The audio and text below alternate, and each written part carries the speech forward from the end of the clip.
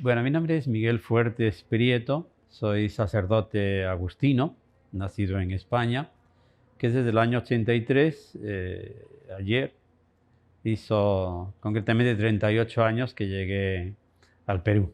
He estado trabajando en el río Marañón durante 14 años y el resto de tiempo, hasta ahora, aquí en la ciudad de Iquitos, en diversas parroquias, ¿no? Algunas en las afueras de la ciudad y últimamente, estos últimos 7 años, aquí en la iglesia matriz, la iglesia catedral. Durante la pandemia, yo estaba a cargo del vicariato apostólico, puesto que había fallecido el obispo, Monseñor Miguel Olaortúa, el 1 de noviembre del año 2019, y a partir de entonces, bueno, estaba a cargo como administrador diocesano del vicariato, hasta julio del 2021, que asumió el nuevo obispo ya el vicariato de Iquitos.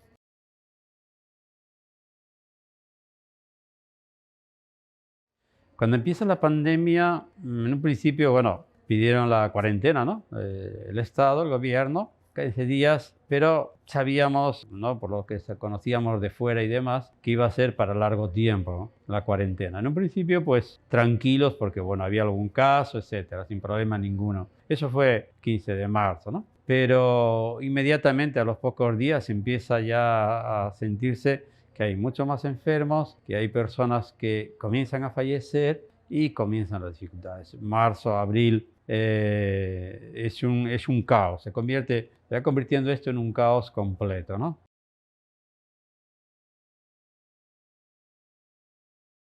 No hay oxígeno, las medicinas se ponen con los precios por las nubes y era un caos, o sea, aparecieron fotos, porque la realidad, ¿no?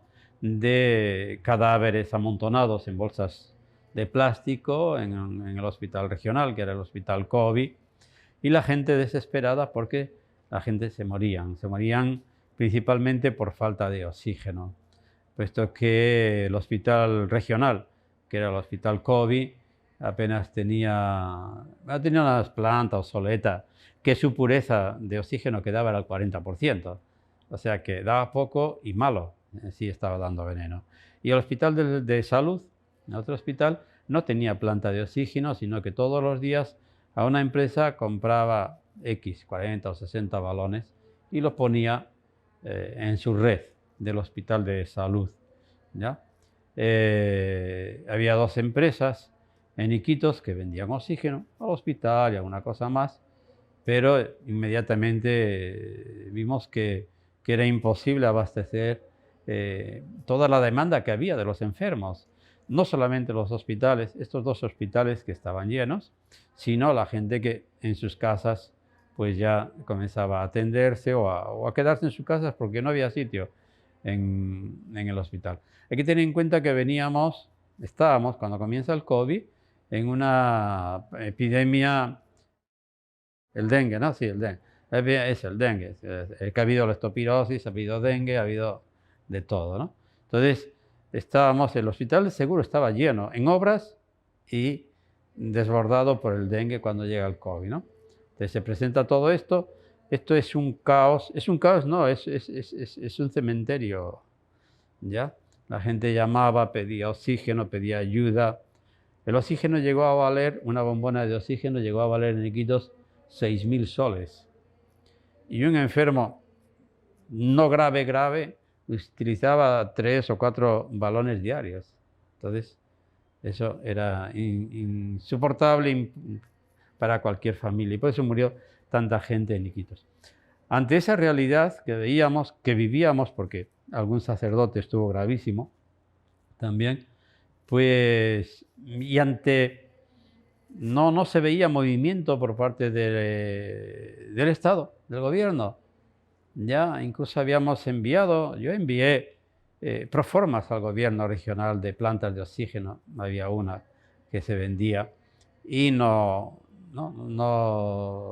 había hubo movimiento, entonces optamos, presión o más que presión, petición de la sociedad civil que me decía, padre, hagamos una colecta. Pero yo, en un momento, si la mayor parte de la gente se quedó sin trabajo, Aquí se vive al día y no podías hacer las cosas, ¿no?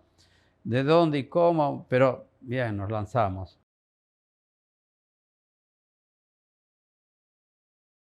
Y decidimos el 3 de mayo lanzar una campaña, la iglesia de Iquitos, para conseguir una planta de oxígeno de 400.000 soles, que era de segunda mano y valía 400.000 soles, ¿no? Que apenas llenaba 15 o 20 balones al día, pero eso, ¿no? No sabíamos, no conocíamos cómo eran las plantas de oxígeno ni lo que es eso. Y lo lanzamos el 3 de mayo a las 10 de la mañana, un domingo. La sorpresa fue que a las 10 de la noche habíamos conseguido 1 millón de soles. O sea, no 400.000 que pedíamos, sino 1 millón en 10, 12 horas. En 12 horas 1 millón de soles habíamos conseguido. O sea, era tal la desesperación que había en Iquitos, en la gente, en el pueblo, que el hecho solamente de lanzar la campaña y pensar que podríamos tener una planta de oxígeno creó tanta esperanza, total fuerza de esperanza en la gente, que hizo que todo el mundo aportase lo que podía, ¿no? Aquí vinieron a dar 2 soles, y hubo gente pues, que aportó mucho más, que se transmitió eso al resto del mundo porque llegaron donaciones de todo el mundo, ¿ya? De todo el Perú. En aquella, solamente Iquitos estábamos, la pandemia estaba fuerte, los demás sitios, bueno, no sé si ustedes recuerdan que decían que Iquitos porque no sabíamos hacer caso, que hacíamos fiestas, que no quedábamos en casa, tantas cosas que se dijeron, ¿no? Entonces, hay que agradecer a todo el Perú, porque de muchas partes del Perú enviaron donativos, donaciones del extranjero, de aquí de Iquitos, y ese día se consiguió eso. Entonces, esa misma noche, bueno, al día siguiente, en Lima, aparte de la economía, hubo muchísimas personas que nos apoyaron, llamaron para ofrecer sus conocimientos, incluso sobre las plantas, ¿no? Un señor de aquí, el señor Marcos Álamo, el ingeniero, él trabaja supervisando las plantas de oxígeno, y entonces él fue el que le conocíamos y me conocía de hace muchos años. Entonces dice, padre, yo puedo ayudarte a ver qué plantas, dónde, cómo y demás, ¿no? Fenomenal. El lunes ya de frente compramos una y solicitamos otra, puesto que había subido, ¿no? Fuimos viendo y bueno, a lo largo de ese mes, más o menos, el tiempo, veíamos que fue aumentando. Al final se consiguieron 2.205.000 soles en esa campaña, en esa colecta. Compramos 4 plantas de oxígeno, ¿ya? 2 nuevas, 2 usadas, era lo que había, lo más inmediato que había en Perú. ¿Ya? Incluso una fue prestada mientras nos traía la que le habíamos comprado a la empresa de Estados Unidos, pero al final conseguimos que la prestada también nos la vendiese, quedaron aquí. 3 fueron entregadas al hospital regional, aquí en Iquitos, y la cuarta en el hospital de la ciudad de Nauta, que está a 100 kilómetros de Iquitos.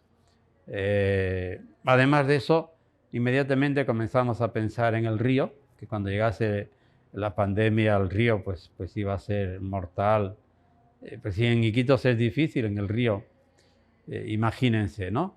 Entonces compramos concentradores de oxígeno, mandamos medicinas al río, mandamos varias cosas aquí.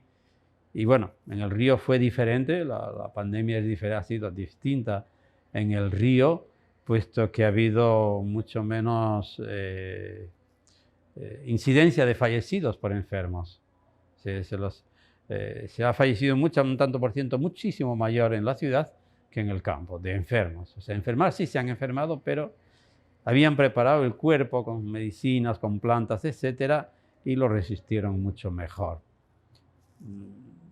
Fue un poco así en general lo que hizo la iglesia de Iquitos, se volcó la gente, significa la confianza del pueblo en el manejo y la transparencia del manejo de los recursos en la iglesia, ¿no? Es básico. Fue un crear esperanza en el pueblo, decir, podemos evitar muertes, salvar vidas, ¿no? Con el oxígeno y con el movimiento, etcétera, etcétera. Entonces fue un movimiento del pueblo general, ¿no? Increíble, increíble, ¿no? Ha sido así.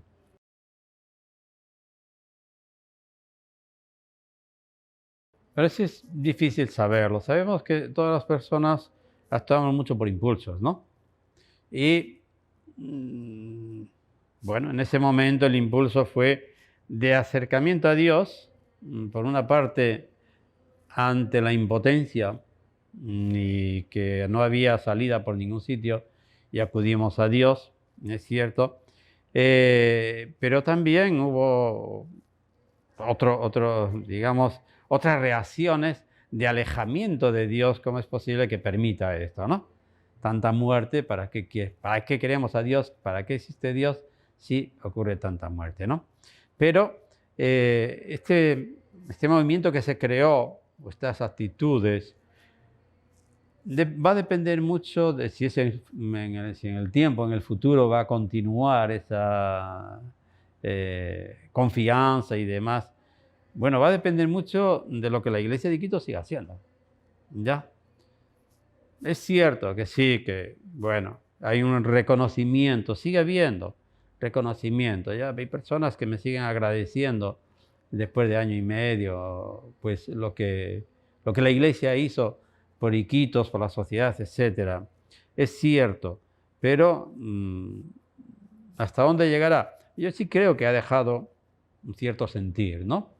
Pero bueno, eso va a depender mucho de lo que la Iglesia siga haciendo, porque las cosas varían, o sea, los cambios, vivimos en un mundo que los cambios son tan rápidos que es muy difícil el prever qué va a ser en el futuro o cómo vamos a pensar o a sentir, ¿no? De aquí a X tiempo.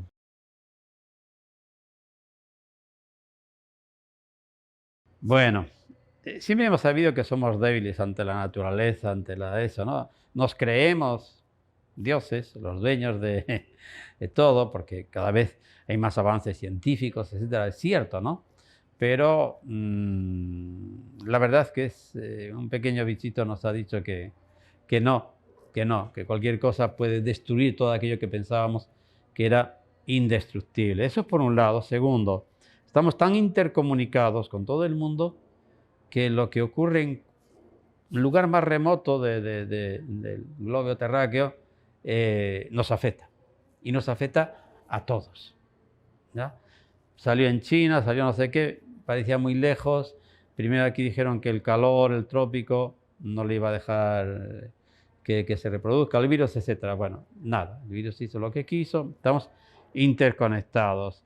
Después, yo otra lección que sacaría de esta interconexión nos lleva a que o remamos todos en la misma dirección o caminamos en la misma, eh, vamos en el mismo barco o nos hundimos, ¿no? O nos salvamos juntos o nos morimos solos, cada uno por un lado. Aquí, mientras cada uno buscaba su propia salvación o el oxígeno para su familia, se gastó muchísimo dinero, se enriquecieron algunas o muchas personas y la gente moría. Cuando se hizo algo global, conjunto, se consiguió. Otra lección que podemos sacar, es decir, hay cosas demasiado importantes para dejarlas en manos de las autoridades. Y me explico. Yo creo que el pueblo tiene que tener mucha más incidencia en lo que ocurre en la sociedad, ¿ya? La sociedad civil, organizada, no organizada, por supuesto mejor organizada, pero en el momento que se organiza, inmediatamente es asumida quiere ser absorbida por grupos, intereses, ideologías, etcétera, ¿no? Creo el pueblo debería decir, tenemos poder de construir, poder de conseguir, poder de hacer cosas, ¿no? Y no solamente desde las autoridades, ¿no?